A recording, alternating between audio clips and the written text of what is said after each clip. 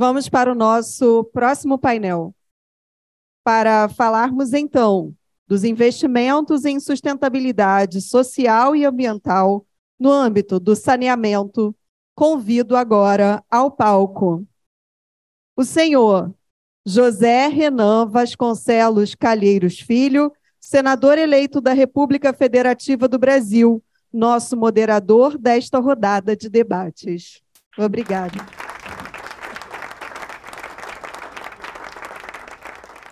A senhora Verônica Sanches, diretora-presidente da Agência Nacional de Águas e Saneamento Básico do Brasil. A senhora Joisa Dutra, diretora do Centro de Estudos e Regulação e Infraestrutura da Fundação Getúlio Vargas. O senhor Oswaldo Dalbuquerque Lima Neto, conselheiro e corregedor nacional do Ministério Público.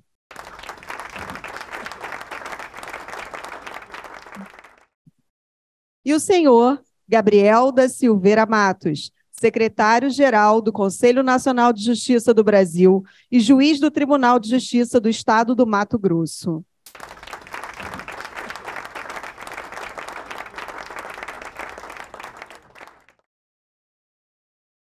Vamos, então, agora, informos a todos, por favor, podem ocupar os seus lugares. Informo a todos que também dispomos de 1h30 para os debates. Por favor, senhor moderador, pode tomar a palavra. Obrigada. Muito obrigado, uma boa tarde a todos. Eu queria, seguindo o exemplo dado pelos outros painéis, ser bem econômico aqui na moderação e desde já passar a palavra para a nossa diretora-presidente da Agência Nacional de Águas e Saneamento Básico do Brasil, a senhora Verônica Sanches, para que ela pudesse fazer a sua apresentação. Bom, boa tarde a todos. Eu peço, por gentileza, a exibição da apresentação. Queria cumprimentar a todos nessa tarde de hoje, em nome do professor Vitalino Canhas, que é o coordenador do FIB, e agradecer pelo convite para participar desse fórum para discussão da infraestrutura de saneamento, com foco no Brasil. Queria cumprimentar também o ministro Gilmar Mendes, coordenador dessas discussões tão frutíferas nesses dias aqui em Lisboa, e a todos que estão nos assistindo. Cumprimento o senador Renan, que tive a oportunidade de conhecê-lo como governador do estado de Alagoas, que liderou o movimento para as concessões de saneamento no Brasil. Foi o primeiro leilão realizado após a aprovação do Marco Legal de Saneamento. Então, agradecer o seu empenho para que essa agenda avance no país. Pode passar, por gentileza?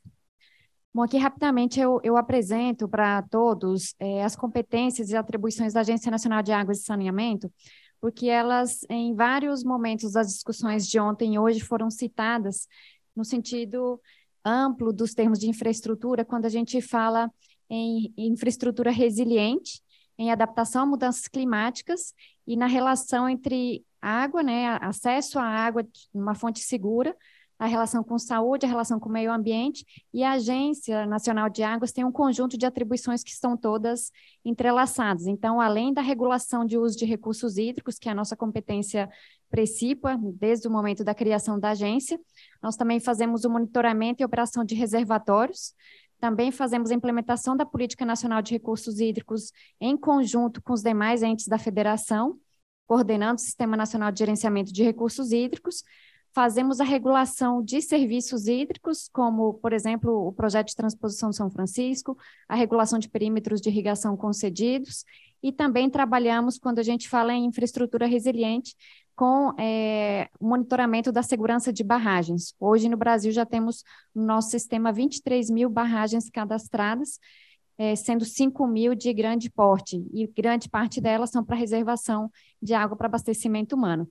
E, por último, em 2020, com a alteração da legislação, com a Lei 14.026, foi atribuído à Agência Nacional de Águas a competência de editar as normas de referência para a regulação do setor de saneamento básico.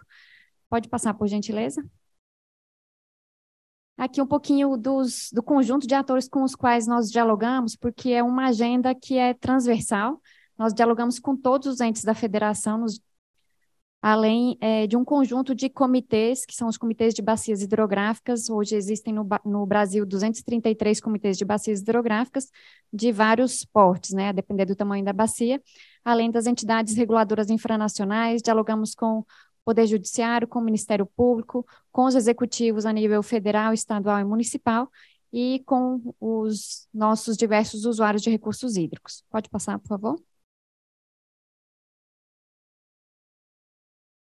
Mais um, por favor. Aqui eu trago de forma muito clara e evidente a grande meta e o grande mérito que a alteração da legislação de saneamento básico trouxe em 2020 para o país, que é uma única meta: universalizar para todos os brasileiros o acesso ao serviço de abastecimento de água, esgotamento sanitário e tratamento e gestão adequada dos resíduos sólidos. E, para isso, a legislação alterada trouxe um conjunto de elementos com alguns objetivos. Primeiro, ter metas claras de universalização, ou seja, a lei em si, ela coloca uma meta de acesso de 99% da população à água potável, à água tratada, e 90% ao tratamento e coleta de esgoto sanitário. Além disso, estimula a competitividade. A gente basicamente repete na lei o que está estabelecido na Constituição Federal, no artigo 175, a obrigatoriedade de uma competição pelo mercado, ou seja, queremos trazer aquela proposta que seja melhor para a prestação do serviço de saneamento básico naquele local. Coordenação política. A legislação propõe, sugere a regionalização para a prestação de serviços com o objetivo de ter ganhos de escala, de você garantir que, com uma maior escala, você consiga atender ao conjunto da população, municípios grandes, municípios pequenos, área urbana, área rural, com as diversas particularidades que o Brasil tem. E melhorar o ambiente regulatório, que é o nosso papel princípio na Agência Nacional de Águas e Saneamento Básico, que temos como objetivo editar as normas de referência como benchmark, como parâmetros referenciais para auxiliar na melhoria da regulação do Brasil. Por gentileza. Aqui, rapidamente, os objetivos, como eu falei, trazer segurança jurídica para o setor. E a fala do nosso colega da OCDE, que eu acredito que saiu há pouco, traz isso de forma muito clara. Como atrair investimentos? Primeiro, a gente tem que ter clareza sobre as regras, temos que ter segurança jurídica, temos que ter previsibilidade, temos que ter parâmetros claros, as regras do jogo bem estabelecidas, para que, com isso, os investidores avaliem se querem ou não entrar nesse mercado, avaliem as condições de entrar naquele mercado, avaliem as condições de um contrato que está apresentado, vamos dizer assim, ofertado para a iniciativa privada ou para um prestador de serviço, seja ele público, seja ele a nível estadual, municipal ou regional.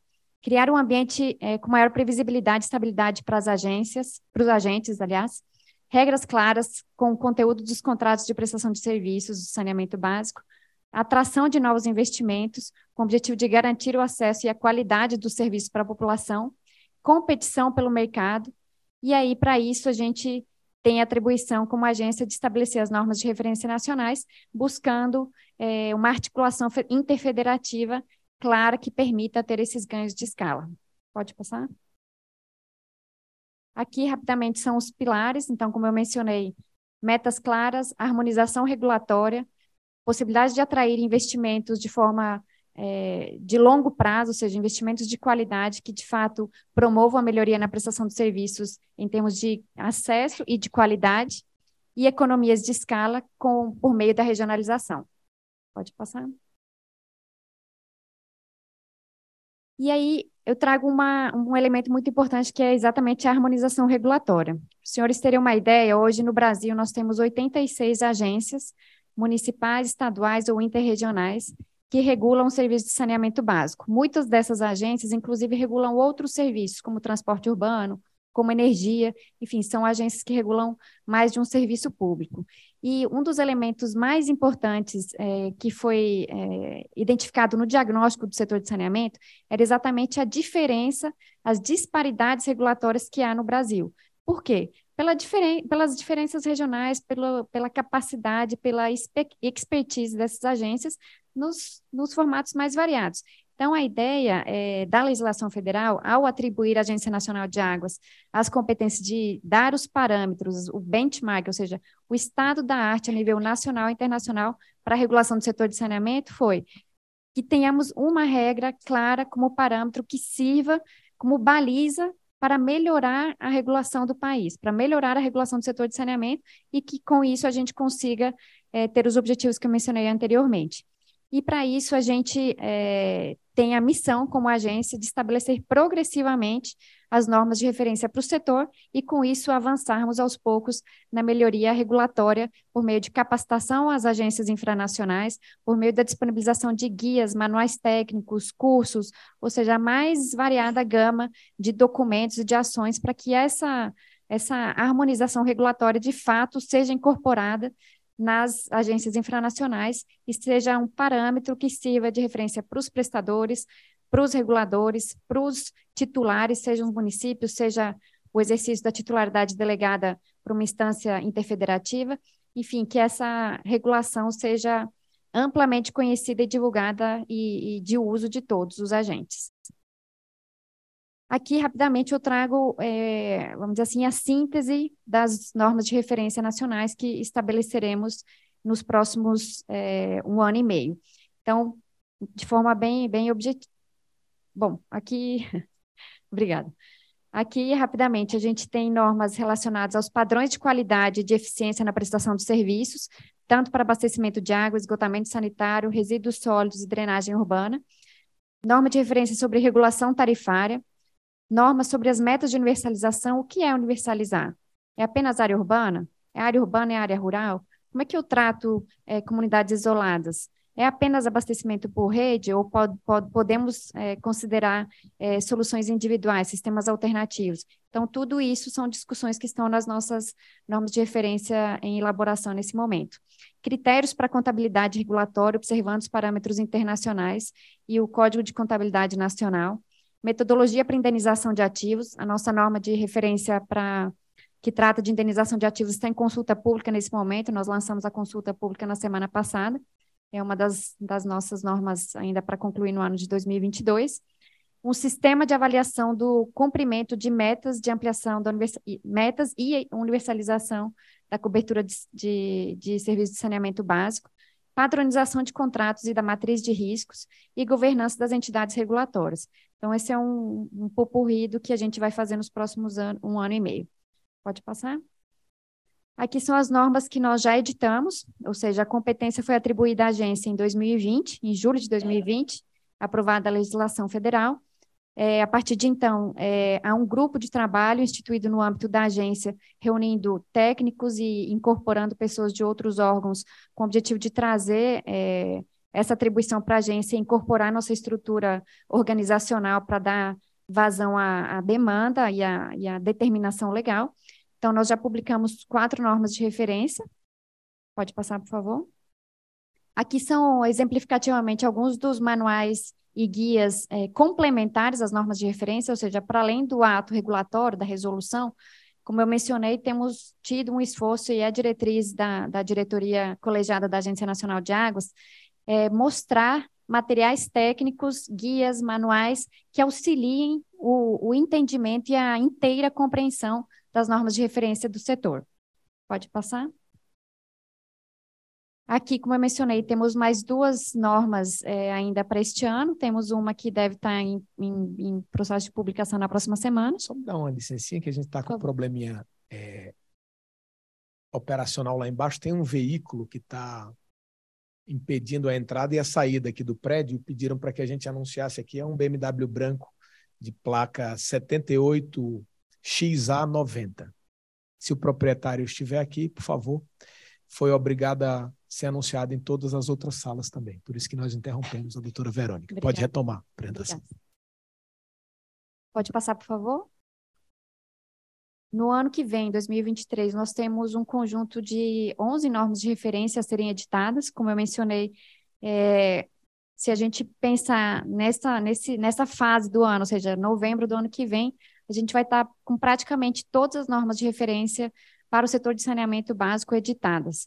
Isso eu entendo que é um marco muito relevante, vai servir de padrão de referência para as entidades reguladoras infranacionais poderem ter o melhor, né, o estado da arte, o que temos de melhor nacional e internacionalmente sobre regulação no setor de saneamento básico. Para isso, estamos contando com o apoio de várias consultorias, inclusive agradeço a professora Joísa aqui em nome da FGV pelo apoio que a Fundação Getúlio Vargas tem dado à agência já de longa data, não apenas no âmbito do saneamento, mas no âmbito de infraestrutura hídrica de forma geral, e outras instituições. Temos parcerias com BID, com o Banco Mundial, com a CAF, com a AFD, com o PNUD, para estabelecer as melhores normas de referência. Pode passar, por favor.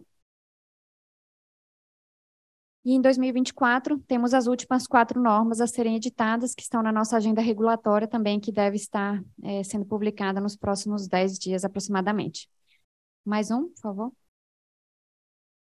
Aqui eu gostaria de salientar um trabalho que eu tenho conduzido nos últimos meses e que eu reputo da maior importância, e eu aproveito para cumprimentar o doutor Oswaldo aqui em nome do Conselho Nacional do Ministério Público, porque nós assinamos nos últimos 3 meses 3 grandes acordos de cooperação técnica com instituições que eu reputo essenciais para que a gente avance na universalização do acesso ao serviço de saneamento. Nós assinamos um acordo com o Conselho Nacional de Justiça, com o ministro do Supremo, Luiz Fux, ainda à presidência do CNJ. Assinamos com o Conselho Nacional do Ministério Público, também um acordo de cooperação técnica que vai nos auxiliar a disseminar informações a respeito do novo marco no nível da Justiça e do Ministério Público. E assinamos, por último, um acordo de cooperação técnica com o Instituto Rui Barbosa. Eu aproveito para cumprimentar o doutor Júlio Pinheiro, aqui, que está aqui representando o Tribunal de Contas do Estado do Amazonas, o coordenador da Câmara Técnica de Meio Ambiente e Sustentabilidade do Instituto Rui Barbosa, que tem sido de essencial valor e agregação de conhecimento e de trocas com os tribunais de contas estaduais para a implementação do novo marco. Pode passar, por favor. E aqui eu gostaria de falar dos investimentos. Em 2016, quando a gente começou a discutir o setor de saneamento básico no Brasil, esse gráfico estava invertido. O saneamento era o último da fila. Estava na rabeira, ou seja, óleo e gás, energia, telecom, rodovias, ferrovias e saneamento sempre era o último da fila. De 2020 para cá, ele está em primeiro lugar. Então, a gente conseguiu fazer uma mudança radical em 2 anos e poucos meses de implementação do novo marco. O saneamento está liderando os investimentos em infraestrutura no Brasil. Isso não é trivial, isso não é pouca coisa, é uma mudança significativa no setor tão carente no Brasil. Pode passar, por favor? Aqui eu vou aproveitar aqui já, primeiro, cumprimentar, agradecer e salientar o trabalho que o senador e então o governador do estado de Alagoas fez como líder nesse processo. Foi o primeiro leilão que nós fizemos, foi o Bloco A, da região metropolitana de Maceió.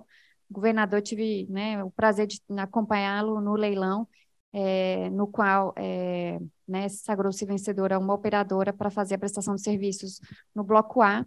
Em seguida, o senhor liderou o processo para o Bloco B e C, e agora tenho entendido que está em processo de modelagem, o último bloco para atender todo o estado de Alagoas.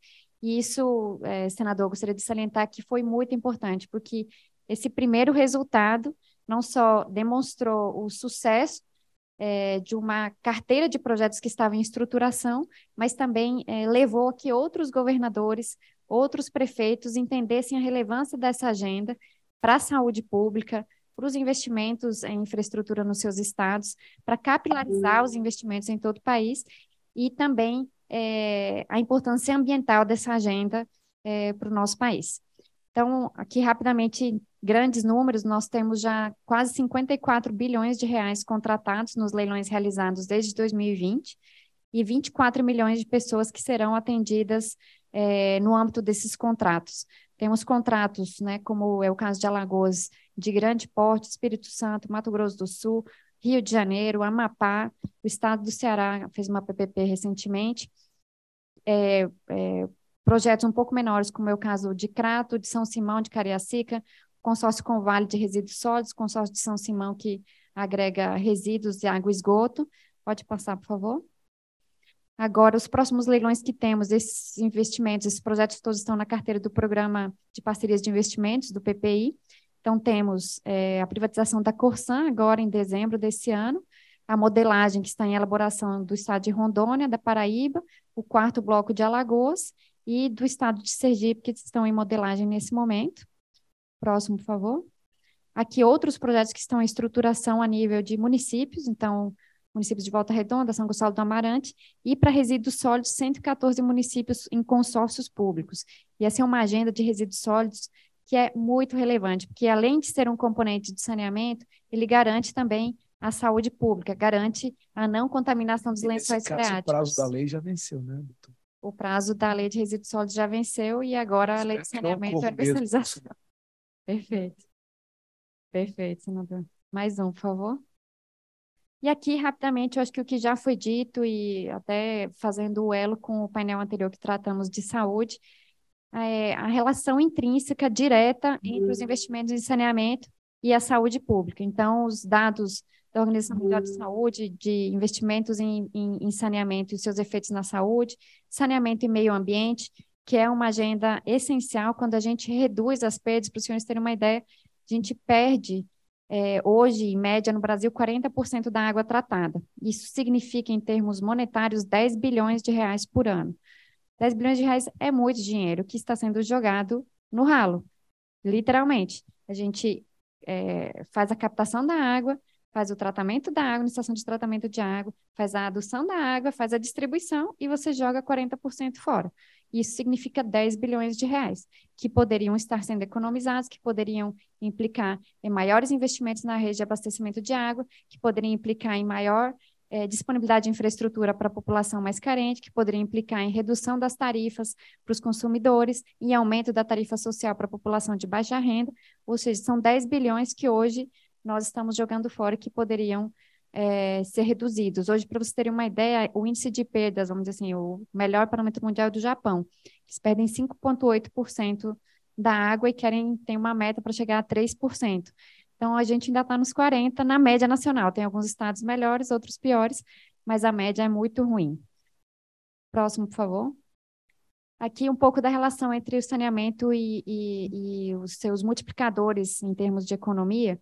Então, quando a gente pensa na universalização do saneamento, a estimativa de investimentos necessários é algo em torno entre 500 e 900 bilhões de reais, a depender da conta que você faça. Ou seja, se você inclui depreciação, necessidade de recomposição de ativos depreciados, se você inclui novos investimentos, se você inclui resíduos sólidos, a gente chega praticamente na conta de 900 bilhões. Isso é muito dinheiro. Até 2033 é a meta que nós temos, aderente à Agenda 2030, né, o ODS número 6. E a gente, obviamente, que fica muito claro, e também foi a fala do colega da OCDE, não há espaço para a gente ficar numa dicotomia investimento público e investimento privado. Temos espaço para todos, há necessidade de investimento de todos, dos públicos, dos privados, no formato de PPP, no formato de concessão, no formato de prestação direta. Há uma necessidade enorme de investimentos, precisamos de ter financiamento adequado para que esses investimentos possam ocorrer de forma segura, no âmbito dos contratos que são de longo prazo. Para isso, temos que ter regras claras, regras do jogo que permitam que esse investimento ocorra adequadamente. E aqui, rapidamente, os dados. A gente estima 1,4 trilhão de efeito multiplicador com os investimentos em saneamento. Isso é um efeito disperso no território nacional. Não é um investimento concentrado no eixo Rio-São Paulo, é investimento em todo o país, região norte, região nordeste, centro-oeste, sul, em todo o país, gerando empregos de todos os tipos, dos empregos menos qualificados aos mais qualificados. E a estimativa de geração de 14 milhões de empregos ao longo dos períodos dos contratos, ou seja, é muito emprego, é muito investimento, é muito efeito multiplicador em apenas um setor da economia. Por favor, mais um. Aqui, rapidamente, até em homenagem aqui ao senador, trouxe alguns dados de ontem da concessão do Bloco A da região metropolitana de Maceió. Eles têm, eu acho que 1 ano e 4 meses de contrato assinado, de início, né, da vigência do contrato. Já foram investidos 83 milhões, e ali eu sei que ficou um pouquinho pequeno, mas só em abastecimento de água, expectativa de investimento de 1,4 bi, esgotamento sanitário 1 bi, e ali aquelas estações de tratamento de água, as verdinhas são as novas, as vermelhinhas são as que serão readequadas, e embaixo o esgotamento sanitário da mesma forma. As azuisinhas são as novas e as vermelhinhas são as que serão requalificadas. Ou seja, são investimentos que garantirão que a população da região metropolitana de Maceió tenha acesso seguro a abastecimento de água e esgotamento sanitário nos prazos da lei, universalizando o acesso aos serviços do Estado do nosso senador Renan. Por favor, mais um.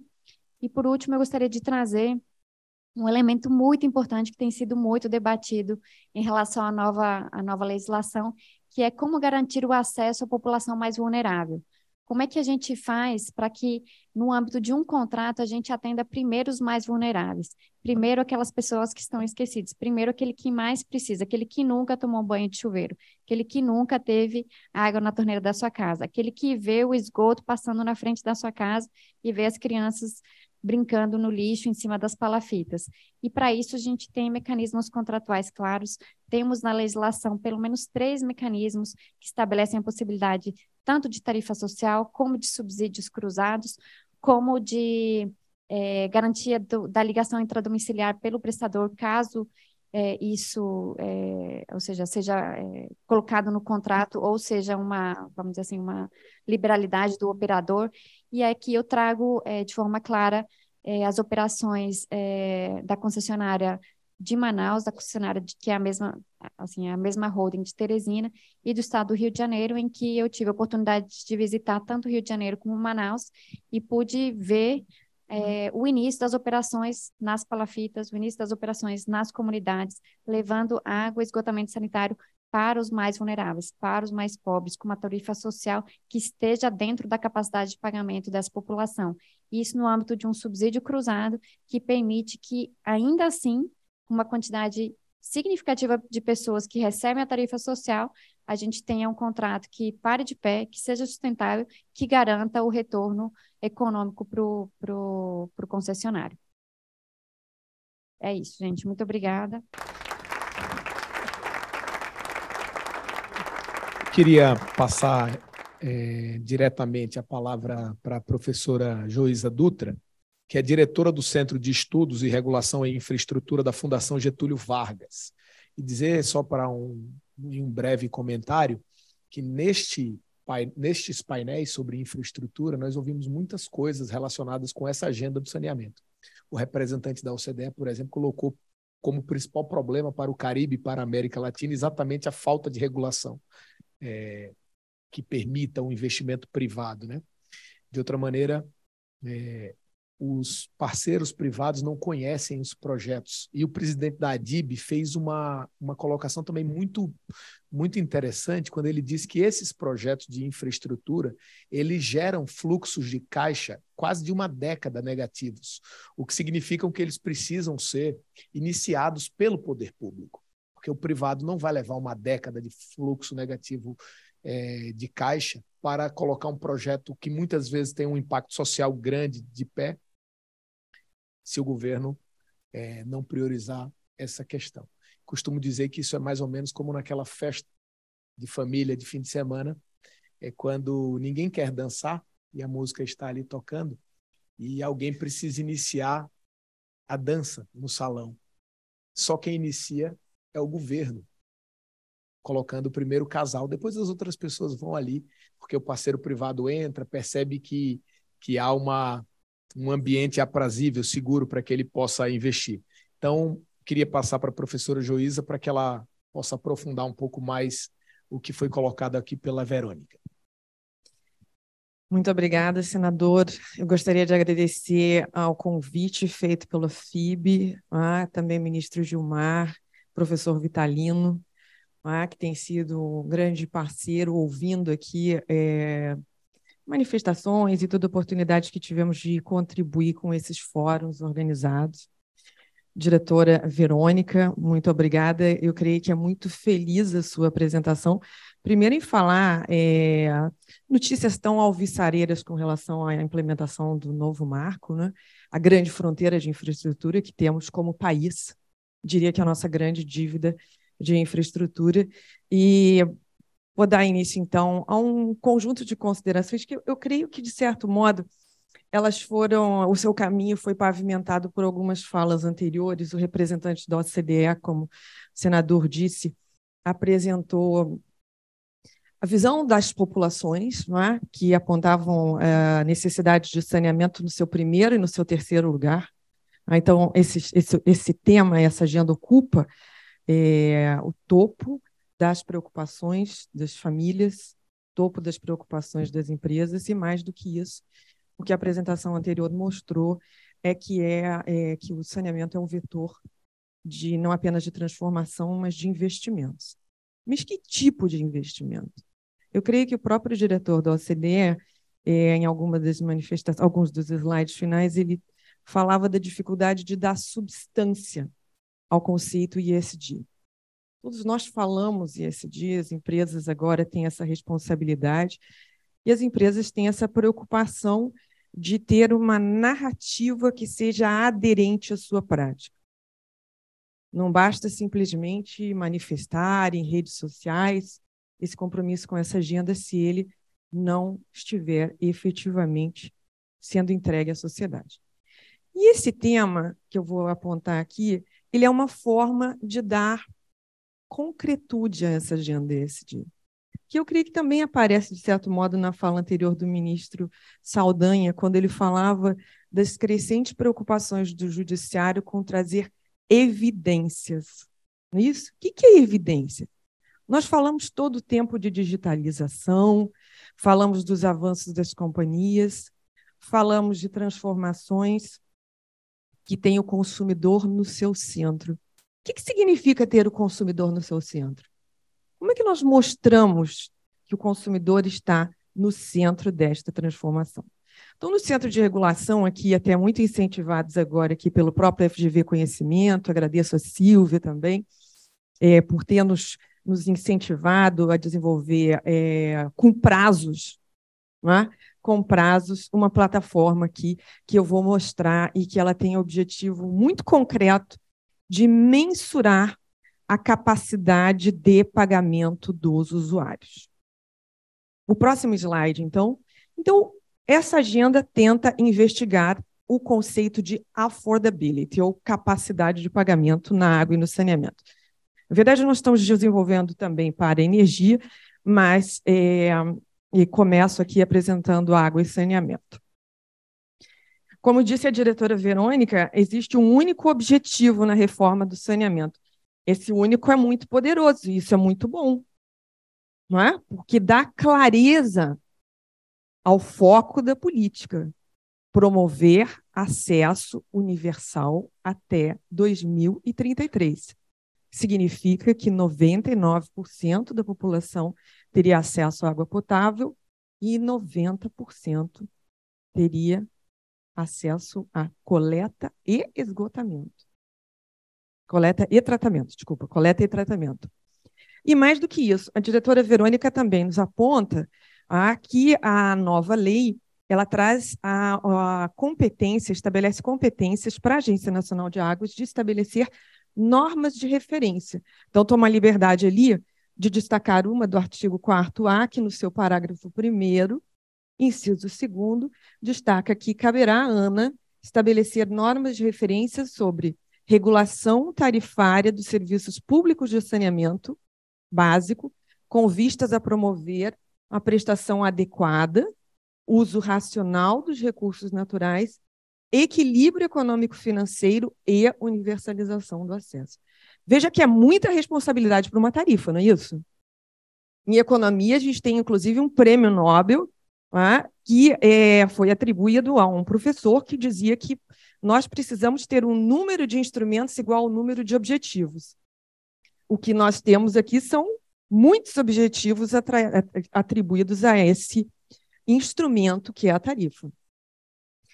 E o que nos reporta, por exemplo, a Unicef e a Organização Mundial de Saúde, em manifestação de 2021, é de que o atingimento do SDG 6, que é garantir ensure availability and sustainable management of water and sanitation for all, não é? É muito difícil de ser atingido se a população vulnerável não for adequadamente identificada. a diretora Verônica disse, este é um tema importante, está no foco das empresas de saneamento e, inclusive, os seus planos de ação, em muitos casos, estariam, de fato, objetivando alcançar essas populações vulneráveis.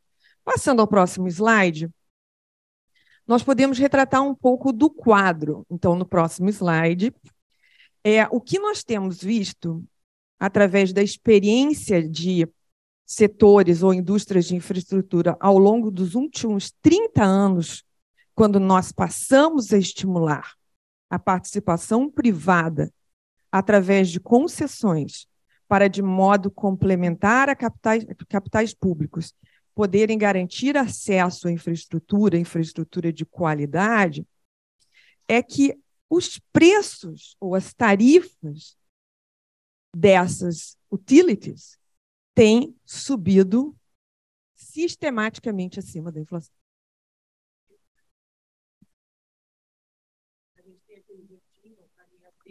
Tem aquele comportamento irregular ali por volta de 2012, 2013, para quem não lembra, aquilo ali é a medida provisória 579, que teve efeitos bastante complexos para a sustentabilidade econômico-financeira, mas que Exatamente, 579 de 2012, medida provisória da renovação das concessões, que almejou nobremente reduzir as tarifas de energia elétrica, não é? Mas que não logrou estabelecer condições sustentáveis para isso. E em 2015 devolve essa redução. Mas afora esse comportamento, nós temos uma certa estabilidade para água e saneamento em amarelo, lá em cima. Veja, lá em cima. Água e saneamento ocupa, nesse ponto, uma posição de destaque na elevação das tarifas, de acordo com o que é medido pelos índices de preços ao consumidor. Veja, se nós temos aqui uma pressão de investimentos que reputamos fundamentais pela frente, significa que haverá pressão adicional, principalmente porque o modelo de negócios para infraestrutura no Brasil prevê que a cobrança aos usuários é a fonte principal de arrecadação de receitas para essas empresas. Muito mais do que os subsídios. Ou seja, quem paga é o consumidor e não é o contribuinte. Próximo slide, por favor. Mas o que tem acontecido com esse consumidor? Esse consumidor está enfrentando condições difíceis, crescentemente. A gente sabe que houve reversões aí dos padrões de crescimento, de melhoria da distribuição de renda no país. O dado mais recente do Banco Central nos mostra que a carteira de crédito das pessoas físicas em julho de 2022 atinge 3 trilhões de reais. Desses, 49% representa crédito para grupos de alta renda e 19% para grupos de renda mais baixa. Mas esse grupo de renda mais baixa está consideravelmente mais inadimplente. Os níveis de inadimplência são de 10% a 13%, frente a 3% a 4% para grupos de renda mais alta. Ou seja, temos preços e pressões inflacionárias, dificuldades com distribuição de renda, crescente endividamento das famílias, principalmente as de mais baixa renda, e no próximo slide, o que a gente tem aqui? O que a gente tem aqui é uma dificuldade ou uma importância de endereçarmos o tema da capacidade de pagamento. Se eu puder ter o próximo slide, obrigada. Então, entender a capacidade de pagamento dos usuários é fundamental para que a gente possa focar políticas. Focar políticas. Vejam, o Brasil está comprometido com ascender ou se juntar à OCDE. Um dos principais compromissos é a realização de avaliações de política. Como é que a gente avalia a política? Uma política adequada, então, tem que ser capaz de atingir aqueles grupos que deveria atingir. Não é isso? Então, nesse caso, nós teríamos uma política efetiva. Ou seja, precisamos garantir acesso universal e adequado à prestação de serviços de água e saneamento para a população de mais baixa renda. Precisamos fazer isso através da cobrança aos usuários. Subsídios cruzados são uma resposta parcial a esse problema.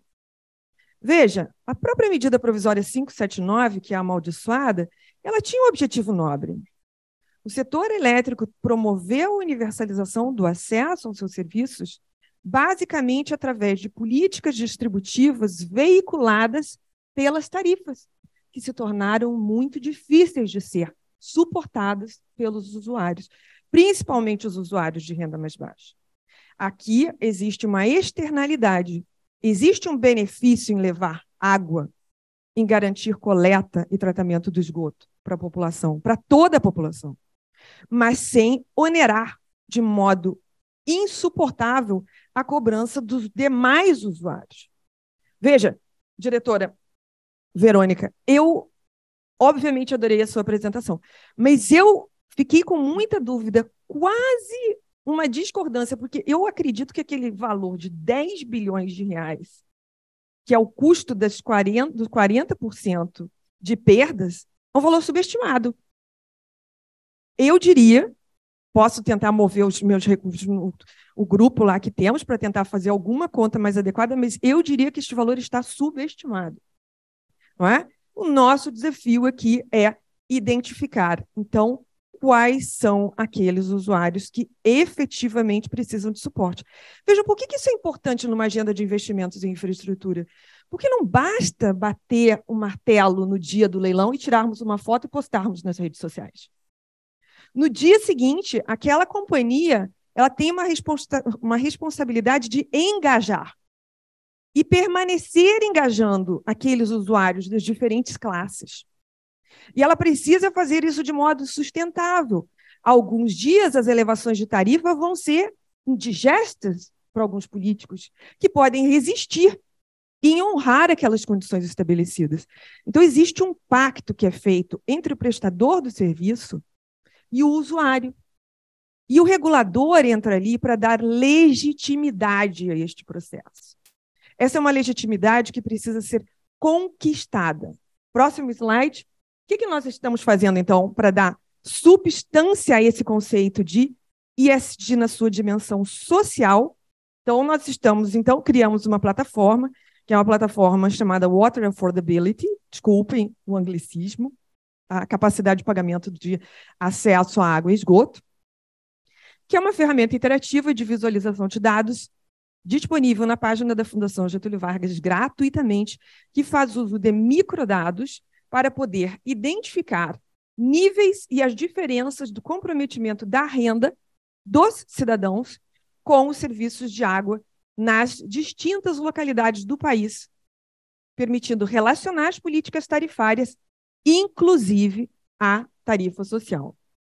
Meu amigo Walter ali, né, disse o seguinte: as apresentações da OSDE são tão bonitinhas sempre, né? Elas trazem muitos dados, muitas figuras, muitas tabelas. Vamos ver se eu consigo atender às suas expectativas. Próximo, por favor. Então, o que é o... Mesmo sem ser da OCDE. Mesmo sem ser da OCDE. Aliás, não podemos ter complexo de vira-lata, não é isso? Não podemos. Não podemos. Esse diálogo aqui nos mostra, né, a nossa capacidade de compreender desafios da realidade e, digamos que essa compreensão nos ajuda a endereçá-los. O que nós usamos aqui? Microdados. Próximo, por favor. Base de dados, pesquisa de orçamentos familiares, do IBGE, PNAD contínua, pesquisa nacional por amostras de domicílios contínuo, que reporta a renda da população, o SNIS, que agora vira SNISA, né? Municípios de atuação dos prestadores de serviços e dados sobre o consumo médio de água, e sites dos prestadores de serviços. Tentamos buscar informações disponíveis. Próximo, por favor. O que a gente tem aqui, então? Na nossa amostra, atualmente, contamos com dados de 38 prestadores de serviços, que atendem a 70% dos municípios e atendiam, de acordo com o SNIS de 2020, 78% da população. São 25 companhias estaduais e 13 prestadores privados que atendem a municípios com pelo menos 300 mil habitantes. Coletamos informações sobre a estrutura tarifária, como é que diferentes grupos ou classes de usuários enfrentam tarifas diferentes. tarifa social, critério de elegibilidade da tarifa social, valor por metro cúbico, conforme a estrutura tarifária vigente, e o valor da tarifa social por disponibilidade de serviços, se aplicável. Por que isso é importante e como é que isso conversa com as novas competências da Agência Nacional de Águas e Saneamento Básico? Veja, porque uma das funções precípuas é estabelecer condições para, lá está escrito, uniformização. Eu tenho um desconforto com essa palavra. Eu diria melhor harmonização. Mas para harmonizar, ou seja, a legitimidade da agência pode muito melhor ser alcançada retratando de modo claro a realidade dos usuários atendidos por esses diferentes prestadores. Próximo slide. Então, o que nós temos lá nesse nosso dashboard aqui? De novo, perdão pelo anglicismo. Então, se vocês pesquisarem esse site ali, coregmonitor.org, Water Affordability, vocês vão poder acessar. Ainda está em fase da fase de uso, mas ele mostra ali, por exemplo, diferentes dimensões. Aquela barra horizontal ali em cima está falando de informações de acesso, ou seja, como é que a água chega nesse domicílio? É através de uma rede de distribuição, de um poço fundo ou raso, uma fonte de recurso? Mostra também a frequência da disponibilidade da água utilizada. Então, voltando ali próximo, temos dados de renda, temos dados... Próximo slide, por favor. Dados de renda e dados também de estrutura tarifária e consumo médio vão nos permitir entender com bastante detalhe, ou pelo menos tanto quanto possível, esse gráfico ele percorre cada município, o comportamento do consumo médio à esquerda versus a fatura, tentando entender quais são as regiões mais oneradas. E por que isso é importante? Próximo slide.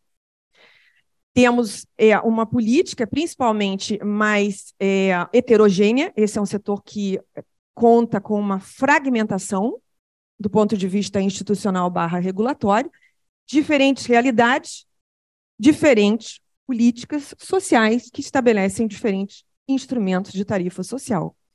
Alguns níveis diferentes daquele consumo mínimo.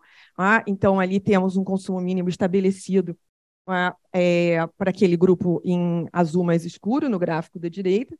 E o próximo slide. Por que isso é importante? Existem recomendações internacionais que falam que algo entre 3% e 5% da renda disponível das famílias seria o limite máximo suportável para a prestação de serviços de água e saneamento. O que esse gráfico mostra? Veja, ele está mostrando que a realidade do Brasil... Vejam, tem uma lição... Quanto tempo eu tenho, senador? Já acabou? Já passou um pouquinho, mas acho que dá para... Tá, na verdade, eu vou ilustrar isso muito rapidamente. Sempre tenho para concluir. Para concluir. Então, vamos lá, para concluir. Por que isso é importante? Aqui tem lições desse processo de universalização, por exemplo, no setor elétrico, não é? Através do seu processo de funding. Como é que eu banco essa universalização do acesso? A gente está dizendo, o principal instrumento no Brasil é a cobrança aos usuários, ou seja, a tarifa. Muito menos, por exemplo, do que o subsídio, ou seja, muito mais o consumidor do que o contribuinte. Que consumidor? Vejam, o setor elétrico tem uma outra lição. Por favor, eu vou simplesmente falar dessa experiência, eu não estou dizendo que ela deve ser estendida, ok? Mas, num primeiro momento, as áreas de concessão eram a unidade onde aquele subsídio cruzado deveria ser suportado. O que significa? Eu tinha concessões no estado de São Paulo com um desafio muito menor de universalização do que, por exemplo, o estado da Bahia, não é? Que tinha uma universalização considerável a ser feita e, eventualmente, suportada pelos demais consumidores de energia elétrica da Bahia. Então, começa a se criar uma espiral, não é? Difícil de ser enfrentada. Então, são lições do processo de financiamento e do suporte financeiro para a universalização que podem ser informadas por um processo analítico dessa forma.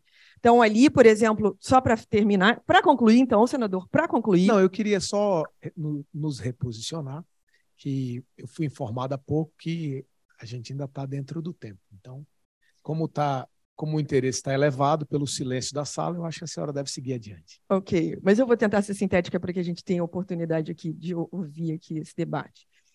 Então, só passando aos próximos slides, né? Então, nós temos condições de avaliar, por exemplo, qual é o comprometimento da renda para diferentes padrões de tarifas, por exemplo, um consumo mínimo de 10 metros cúbicos, não é isso? O comprometimento da renda daquele primeiro decil, tarifa social, versus comprometimento da renda para usuários normais.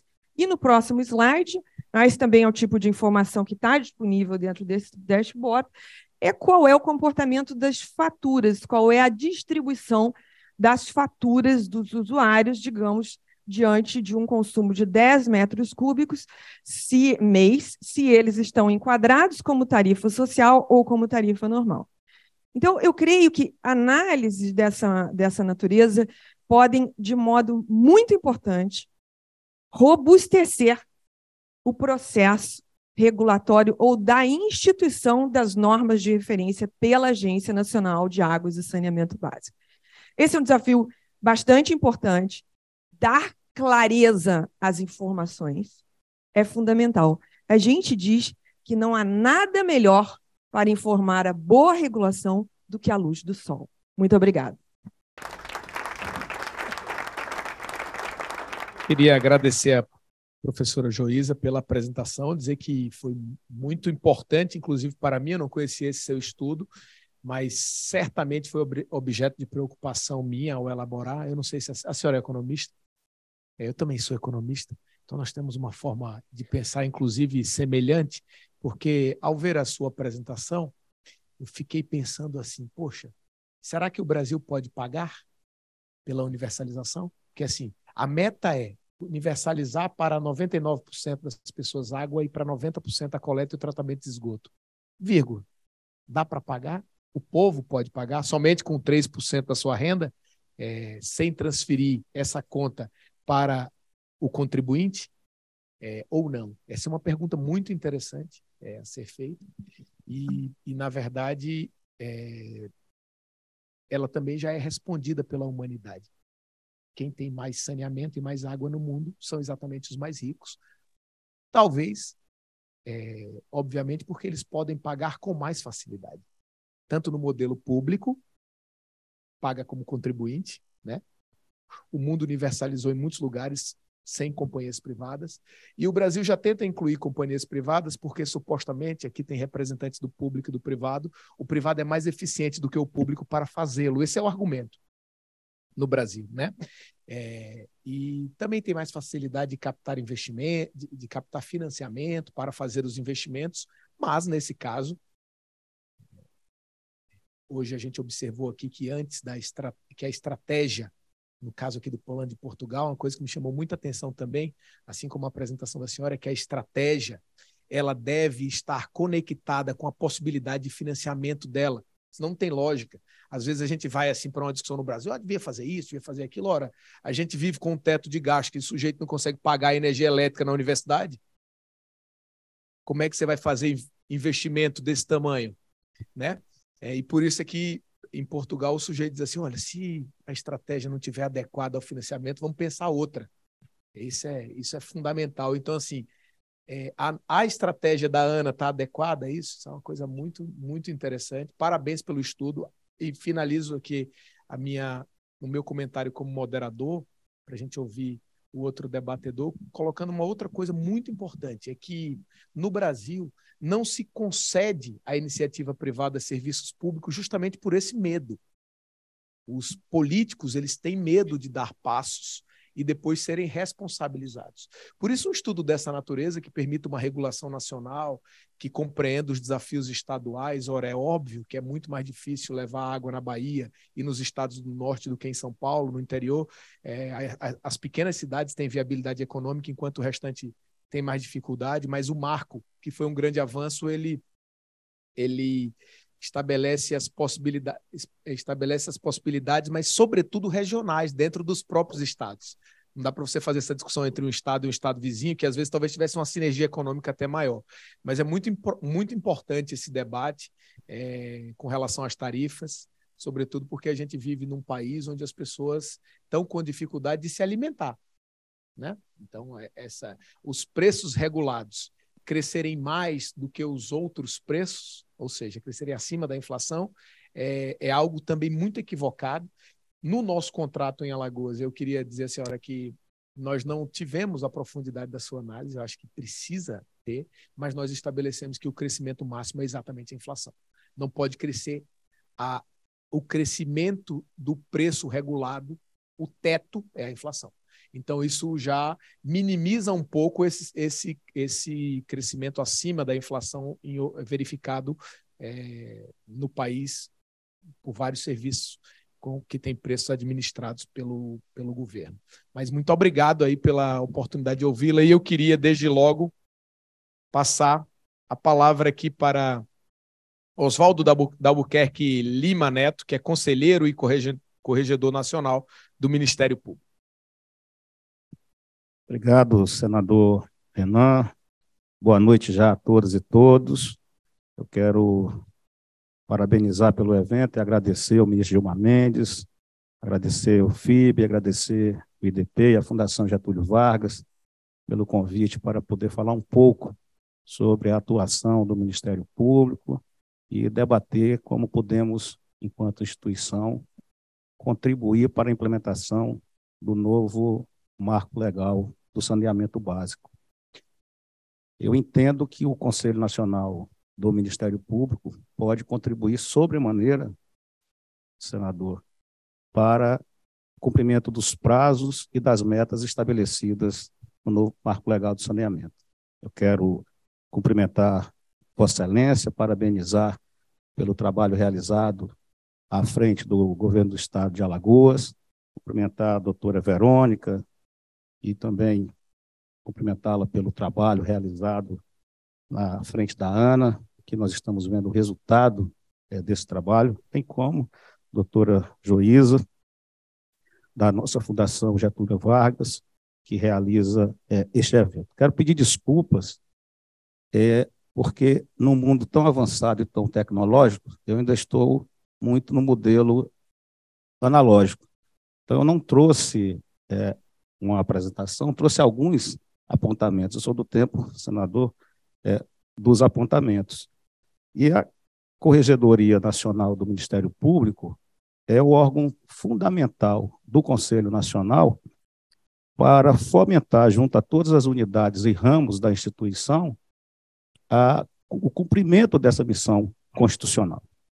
Eu defendo um Ministério Público cooperativo, um Ministério Público parceiro, um Ministério Público que não seja aquele Ministério Público apenas comodamente demandista, que espere a ocorrência do dano ou de cometimento de algum erro para ingressar com ações judiciais de reparação. Penso a instituição como um órgão constitucional fomentador, não apenas como fiscalizador da realização das políticas públicas, mas como fomentador e um órgão dialógico para a implementação dessas políticas públicas. E não é diferente com o marco legal do saneamento.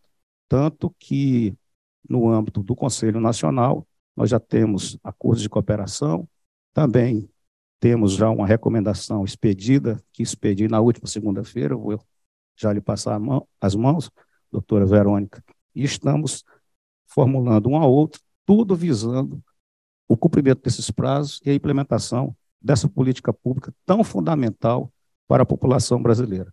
Eu sou de um estado do Acre, senador Renan, que bem conhece a necessidade ou a falta que faz a existência do mínimo de saneamento nos seus municípios mais distantes. Municípios que não têm nada de saneamento básico, zero de saneamento, de uma pobreza muito grande. Então, enquanto membro do Ministério Público, nós temos que ter a responsabilidade social de contribuir de trabalhar de forma dialógica para o cumprimento e o exercício dos direitos fundamentais por parte de cada cidadã e de cada cidadão do Brasil. Gostaria rapidamente de fazer, sou o último a falar, então não posso me demorar, mas lembrar que a água potável e o saneamento básico são direitos fundamentais e entregam os direitos à saúde e ao meio ambiente ecologicamente equilibrado. E isso chama a atuação do Ministério Público. Ora, água potável e saneamento são um dos objetivos de desenvolvimento sustentável, como já foi dito aqui pelo ministro Saldanha, da Agenda 2030 das Nações Unidas. A própria Assembleia Geral das Nações Unidas, através da Resolução 292, reconheceu o acesso à água potável segura e ao saneamento básico como direitos essenciais para o gozo pleno da vida e de todos os direitos humanos. A água integra os conceitos de saúde e alimentação. E por que não dizer que o próprio saneamento básico também integra esse conceito de saúde e da própria alimentação. Quem vem de um estado pobre, como o estado do Acre, sabe bem o que é isso. Sabe bem a falta que faz a água potável e o mínimo de saneamento para o bem-estar da população. A OMS, inclusive, ela conceitua a saúde como o bem-estar físico, social e mental do indivíduo, e não apenas a ausência de doença. O saneamento básico tem por objetivo maior justamente promover a saúde da população, que é um direito difuso que cabe ao Ministério Público defender por expressa disposição constitucional. Eu gostaria de lembrar que o próprio Supremo Tribunal Federal já se manifestou sobre a validade, consequentemente, sobre a constitucionalidade do novo marco legal de saneamento, quando julgou 4 ADIs que haviam sido propostas contra a Lei 14.026 de 2020. E decidiu, em maio deste ano, quanto à validade, que as mudanças implementadas pela lei visam aumentar a eficácia da prestação dos serviços de água e esgoto, resolvendo problemas crônicos do modelo anterior. Isso foi decidido em maio, na relatoria do ministro Luiz Fux. E como o Ministério Público, qual o papel do Ministério Público na implementação do direito fundamental de acesso à água potável e ao saneamento básico? Por expressa previsão constitucional. O próprio artigo 129, que trata das funções do Ministério Público, traz a relevantíssima função de zelar pelo efetivo respeito dos poderes públicos e dos serviços de relevância pública aos direitos assegurados nesta Constituição, promovendo as medidas necessárias à sua garantia. E a própria Lei Orgânica Nacional do Ministério Público também traz como uma função institucional a atuação para proteção, prevenção e reparação de danos ao meio ambiente, consumidor e outros interesses difusos, nos quais está justamente a questão do saneamento básico. Bem, nesse sentido, vem a atuação do Ministério Público. Nós sabemos que num país enorme como o Brasil, e que tem um Ministério Público atuando em todos os estados federados, bem como os demais, todos os 4 ramos do Ministério Público da União, nós precisamos buscar uma atuação cada vez mais uniforme do Ministério Público, para que uma atuação no estado do Acre não seja tão diferente da atuação no Rio Grande do Sul. Ora, o Conselho Nacional assinou um termo de cooperação, como foi dito pela presidente Verônica, com a ANA, que visa justamente, dentre outros, a implementação do marco legal do saneamento básico. E, dentre outras obrigações do Conselho, está de contribuir para a efetividade e conformidade do cumprimento da regulação da ANA relacionados a esse tema. Então, o Ministério Público tem atuado e o Conselho Nacional, que é o grande órgão de controle externo do Ministério Público brasileiro, está atuando fortemente nessa temática. E num país que tem cerca de 35 milhões de pessoas sem acesso à água potável segura, e cerca de 100 milhões de pessoas sem esgotamento sanitário, a atuação do Ministério Público como guardião dos direitos fundamentais é essencial. E volto a dizer mais uma vez, trabalhando em cooperação, trabalhando em parceria. O Ministério Público precisa melhor dialogar com os gestores públicos. O Ministério Público precisa estar interagindo com o poder público, fortalecendo os seus laços para atuação integrada. Costumo dizer que, trabalhando de forma integrada e em parceria, nós minimizamos as dificuldades e fortalecemos o resultado das nossas ações. E a busca essencial do serviço do Ministério Público não é diferente do governo, não é diferente da do gestor público. Nós precisamos, então, dialogar. E eu entendo que o Ministério Público tem uma capacidade de diálogo muito grande, precisa exercer essa capacidade. Dessa forma, enquanto corregedor nacional, eu editei, na última segunda-feira, a recomendação de caráter geral, número 3, a todas as unidades e ramos do Ministério Público Brasileiro, dessa área de atuação, aos senhores procuradores gerais e aos corregedores gerais, recomendando a adoção de medidas visando a implementação da publicação dos planos de saneamento básico pelos titulares de serviços públicos, nos termos do artigo 19 da Lei 14.026. Com isso, nós estamos fomentando e vamos cobrar que seja cumprido o artigo 19 da Lei 14.026, que dispõe o quê? Que os titulares de serviços públicos de saneamento básico deverão publicar seus planos de saneamento básico até 31 de dezembro de 2022.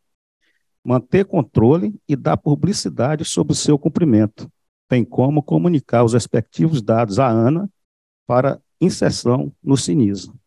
Eu quero, inclusive, aqui passar a mão da nossa presidente, a doutora Verônica, cópia dessa recomendação que expedi e que vou trabalhar em conjunto com todas as unidades e ramos do Ministério Público para fins de priorizar essa atuação no tocante à implementação do novo marco legal do saneamento básico. Isso é fundamental para a população brasileira.